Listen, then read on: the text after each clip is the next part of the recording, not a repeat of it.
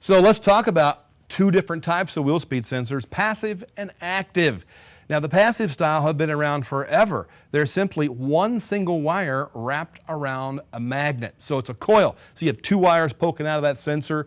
One will be tied to ground, typically ABS module, and the other one will be tied typically up to either 5 volts or 12 volts or whatever, some voltage, a bias voltage, and we'll talk more about that. I'll show you a schematic of that inside the ABS module coming up. But that sensor is simply positive and negative, and when we turn the wheel, just like we used to turn the crankshaft, we make an AC voltage. So they called them VR, variable reluctance, they called them generator types or permanent magnet sensors, whatever. They've been around a long time, and they're the ones that sometimes would give up a little bit of electricity due to the magnetism drop in the sensor, or what's called sensor jacking. A lot of you have seen this over the years where the sensors will literally lift up because of corrosion and rust that kind of packs in underneath them, and they don't have the proximity in relation to the little tone wheel or the gear in the wheel bearing assembly that turns around. So you see this illustration right here, the picture on the left, you see that sensor, a magnet with a coil of wire wrapped around it, comes in proximity of a tooth on that ring, a ferrous tooth that reacts to that magnet, makes that magnet stronger.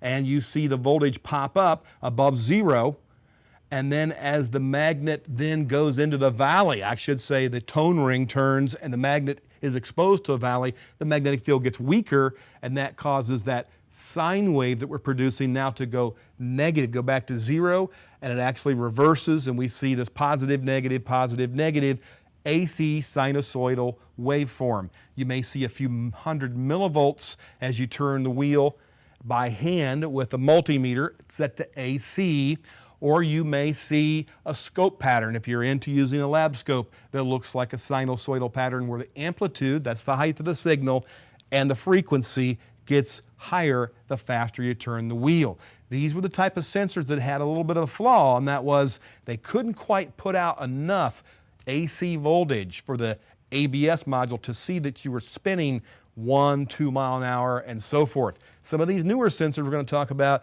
they're called active, and some of them are very smart. They can actually determine if the vehicle's sitting still or if the vehicle's moving backwards at a particular speed, not just forward or backwards.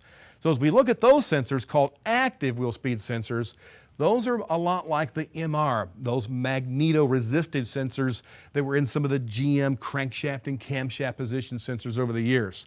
So they have a Hall effect wafer, actually usually 2 or 3 Hall effect wafers, depends on the manufacturer, and those wafers will be exposed to a magnet, and then they'll be moved away from a magnet. So as a magnetic surface on the tone ring or the backing part of the wheel bearing assembly in the wheel speed sensor, as it turns, these north and south poles of the magnet make the Hall effect sensor wafers, plural, see that signal and produce a little bit of voltage. They'll call it a Hall voltage. The Hall voltages, 2 or 3 of them, are then turned into a higher voltage signal with an operational amplifier in the sensor itself.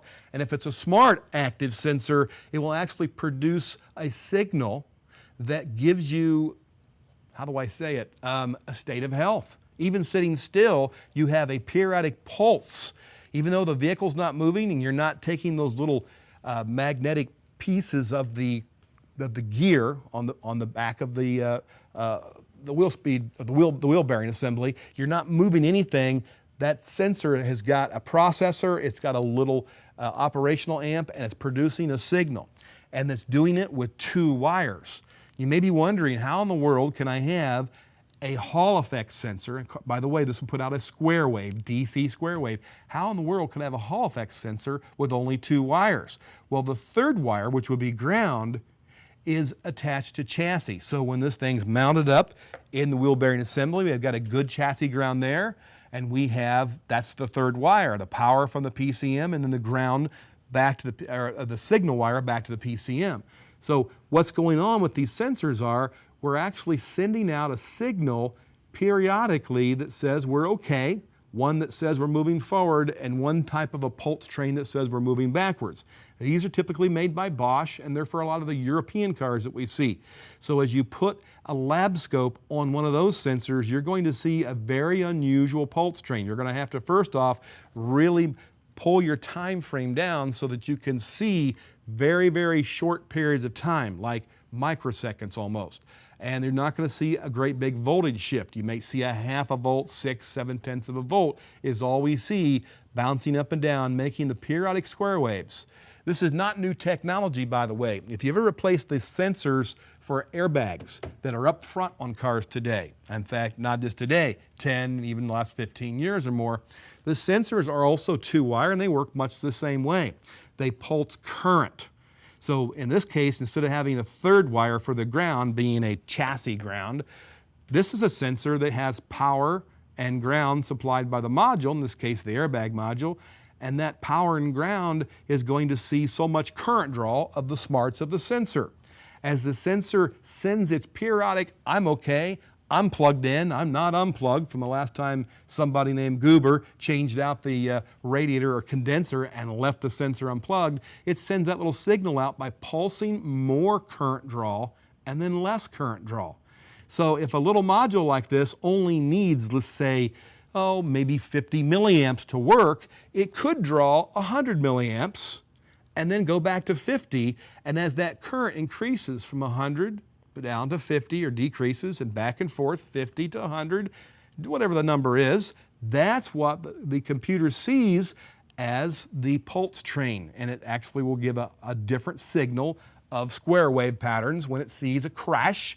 If the crash is severe enough for the airbag to deploy, it's not a bicycle or a deer that you hit, it's a wall or a telephone pole. That amount of data is a different signal from that square wave from these simple sensors. So not a new thing, having two-wire sensors that are smart and can produce square waves, unlike a traditional, in your mind, thinking of a three-wire sensor being like a Hall effect in a crank or cam position where you had a signal coming out that's a square wave. So now the question is, how in the world, this sensor is so smart, how do we test them beyond just the scan tool? Because as you well know, your scan tool, and we'll see on this car, has some flaws. Even the factory tool, we'll find out working with the GM GDS2 with an MDI type of scan tool. Factory tool used in an all late model GM, there's going to be things that the scanner doesn't do right. Either that or I'm not doing it right. But the bottom line is, whether it be an intermittent, and the reason we're using a scope or a meter to catch intermittents that our scan tool sometimes can't,